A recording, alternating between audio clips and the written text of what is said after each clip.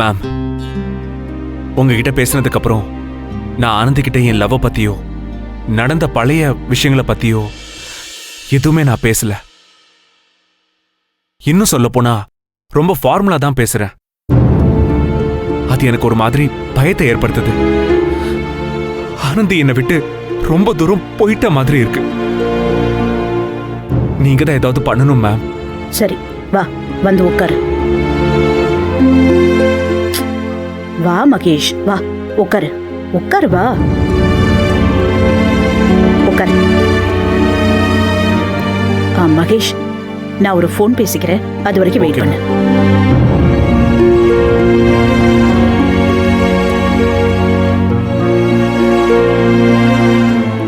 சொல்லுங்கம்மா. நான் உங்ககிட்ட ஃபோன் பண்ணி நானும் மகேஷும் ஊருக்கு வரோன்னு சொல்லியிருந்தேன்ல? ஆமா, சொல்லியிருந்தீங்க. நானும் வாங்கன்னு சொல்லியிருந்தேனே. என்னைக்கு வர்றீங்கம்மா? நாங்க நைட்டு இங்க இருந்து கிளம்பி நாளைக்கு காலையில அங்க வந்துடுறோம். நீங்க கல்யாண வேலையா எங்கேயும் போயிடாதீங்க. இல்லம்மா, நீங்க வாங்க, நான் வீட்லயே தான் இருப்பேன். அப்புறம் நான் ஏற்கனவே சொன்ன மாதிரி ஆனந்திக்கு கொஞ்சம் தெரியாம பாத்துக்கோங்க. சரிம்மா, நான் பாத்துக்கிறேன். வச்சிடுறேம்மா. சரிங்கய்யா, நான் வச்சிடுறேன். யாருங்க? நம்ம வாடுறமா தான் ஃபோன் பண்ணாங்க. மகேஷ் தம்பியும் வாடுறமாவும் நம்ம ஊருக்கு வர்றாங்களாம். வர்றது ஆனந்திக்கு தெரிய வேணாம், வந்துட்டு போன பிறகு சொல்லிக்கலாம்னு சொன்னாங்க. என்னங்க, ஏதாவது பிரச்சனையா? அப்படிலாம் ஒன்றும் இல்லை, நல்ல விஷயமா தான் நேரில் வந்து பேசுகிறோம்னு சொன்னாங்க. வரட்டுமே, என்னன்னு தான் கேட்போம். சரி, கோயிலாட்ட சொல்லிடாத, ஆனந்திக்கு ஃபோனை போட்டு சொல்லிட போகுது. சரிங்க. சரியா?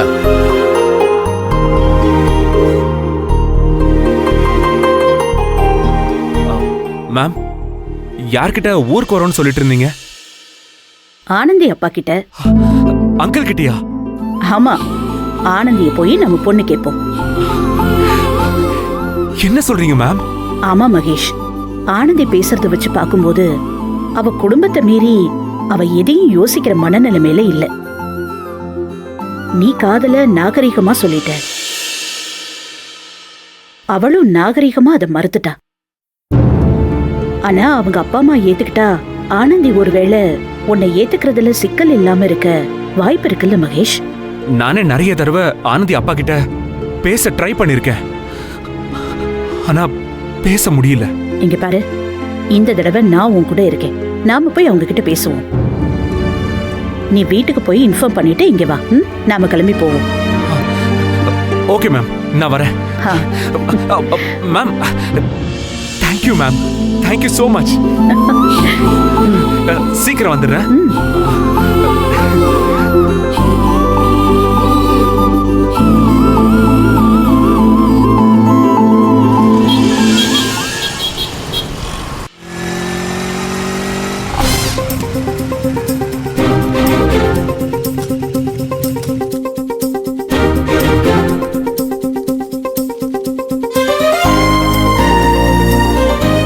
என்னண்ணா இவ்ளோ சீக்கிரம் வந்துட்ட?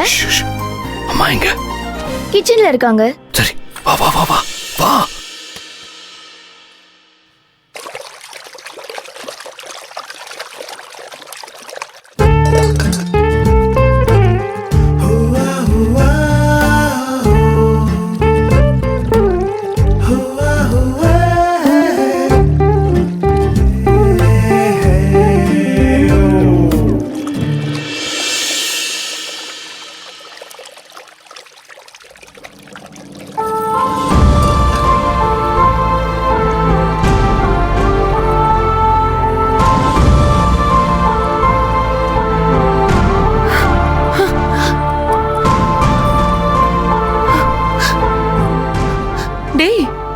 எப்படிடா கிடைச்சது?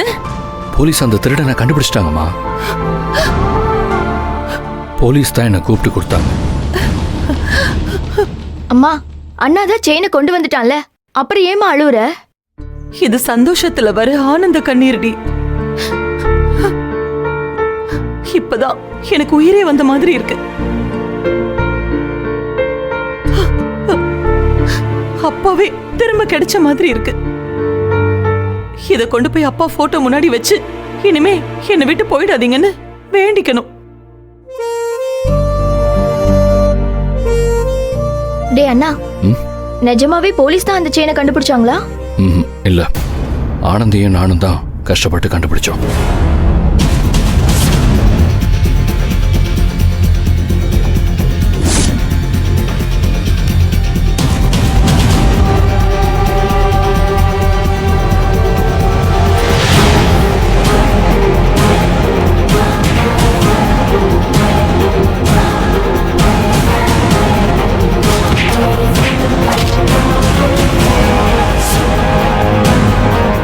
ஆனந்தி உயிரே போற நிலைமைக்கு போனதுக்கு அப்புறம் தான் அம்மாவோட செயினை மீட்டு கொண்டு வர முடிஞ்சது.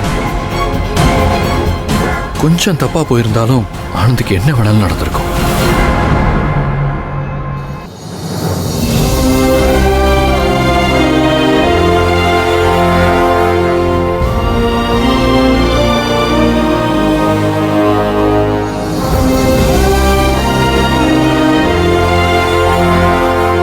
அது மட்டும் இல்ல, அம்மா ஹாஸ்பிட்டல்ல இருக்கும்போது அவங்க கண்ணு முழிக்கணும்னு ஆனந்தி என்னெல்லாம் பண்ணா தெரியுமா?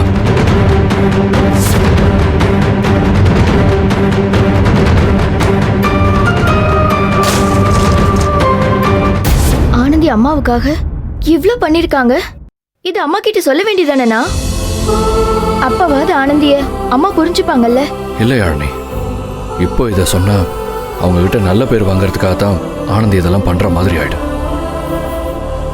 அது வேண்டாம். அவங்களா ஒரு நாள் எல்லாத்தையும் புரிஞ்சுப்பாங்க. சரி வா. என் அழுக உங்க காதுல கேட்டிருக்கு. அதான் தொலைஞ்சு போன செயின் இவ்வளவு சீக்கிரம் கிடைச்சிருக்கு. இனிமே எப்பவுமே இது என்னை விட்டு போயிடாம நீங்க தான் பாதுகாப்பா இருக்கணும். இது கொஞ்ச நேரம் உங்ககிட்டயே இருக்கட்டும்.